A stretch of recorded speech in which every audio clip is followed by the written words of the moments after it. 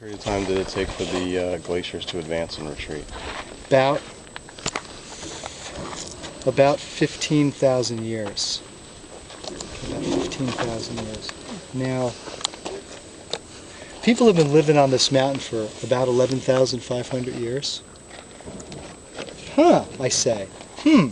That means in 2,500 years, the glacier vacated here 2,500 years ago, 14,000 years ago. And in 11,500 there was people living here. That means in only 2,500 years there was people living here. And trust me, the people didn't huddle here for 2,500 years going, oh honey, let's just wait for the plants and animals to return and then everything's going to be okay. No, first the plants came back, then the small animals, then the big animals, then the people. That's the way it worked, you know. So at 8,000 years ago, so that means people had already been living here for what, 3,000 years or so. There was still 600 feet of ice in the valley. Wow, that's what I say, wow. People were thriving and living up here, and the ice was 600 feet thick in the valley. Can you imagine looking out here and only seeing the top of the ridge and the top of the Catskill Mountains and everything else being a sea of ice 600 feet thick? Now, some guests asked me, was it much colder back then? And I'm like, overall it was colder, but I imagined the summers to be very hot, because I imagined all this radiant energy coming up from gleaming off the ice sheet. And Paul Huth, the curator of the Smiley Research Center, just a brilliant scientist, said, yeah, July days 8,000 years ago probably were over 100 degrees up here.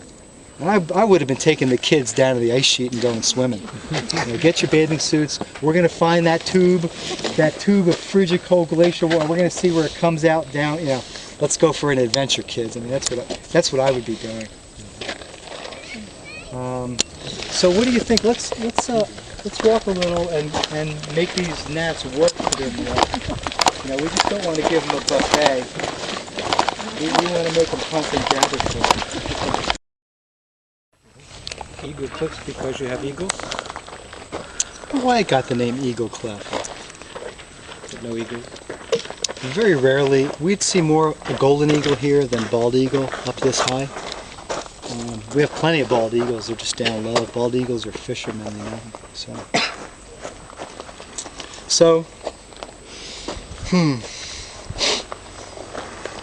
So climate change happened 14,000 years ago. What do you think the change in annual mean temperature was between 14,000 years ago and today?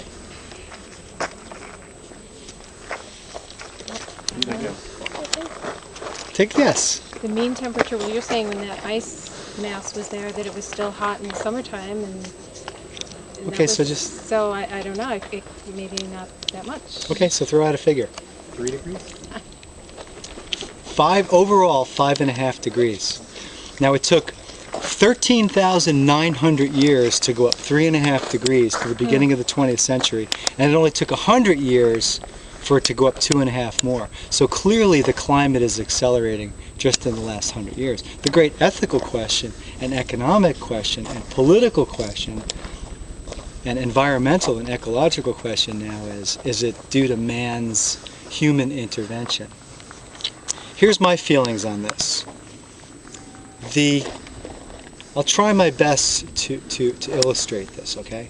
And I'm not a cosmologist, so I'm going to make up astronomical signs, okay? But just try to follow me on the concept here. This is west, so west would be, what, 270 degrees if you think about the degrees of a circle, right? 270 degrees west. What's today? April 18th. Let's just say on April 18th at 6 o'clock in the morning, when you look at 270 degrees west, Pisces rises. Let's just say, I have no idea if that's true, whatever constellation rises. Pisces rises. And every year, April 18th, 6 a.m., Pisces rises at 270 degrees. And your whole life goes on, and Pisces rises April 18th, 6 a.m. But really, if you were to look at it with a computer, extremely, like to the thousandth of a degree, you would notice that Pisces actually drifted ever so slightly. You couldn't even see it in a lifetime. Pisces drifted ever so slightly. And if you were to wait about 1,000 years, about 1,000 years, at April 18th at 6 o'clock in the morning at 270 degrees, Pisces would no longer be rising, but Leo or whatever, Sagittarius would be, some other constellation would be rising. So there's a drift in the constellations. They're drifting. Now, we didn't even know about this drift until the 1950s with computer cosmology. We had no idea. Galileo, nobody knew this. Copernicus, there was no record of this. However, written in this trim inside the Great Pyramid, etched into granite inside the Great Pyramid, is this exact principle. It's called the precession of the equinoxes. The equinoxes actually move in a precession. Now, it's funny, because the reason why this happens, I believe, is because the Earth is spinning. Earth's spinning, right? And it's also spinning and going around the sun. But it's also wobbling like a top. This wobble takes about 13 or 14,000 years to complete a revolution. Isn't it interesting that the glaciation cycles move at a rate, a periodicity of about 14,000 years? So I believe that this whole climate change,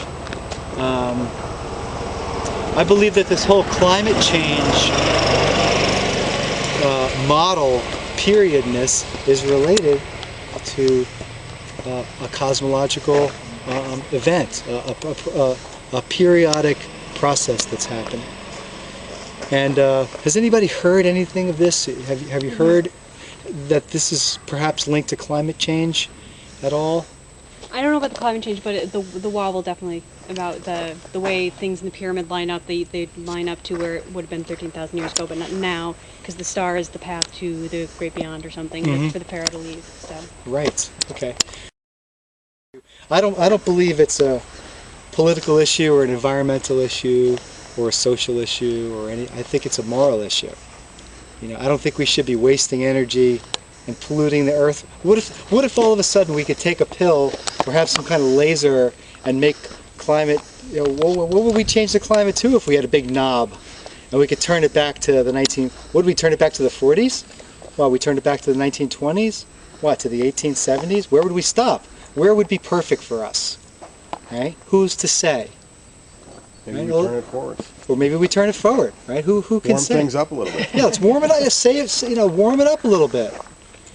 So, to me, whether or not we could control that or not, to me, doesn't give us license to pollute the earth. And these are just that's me on my soapbox for a moment.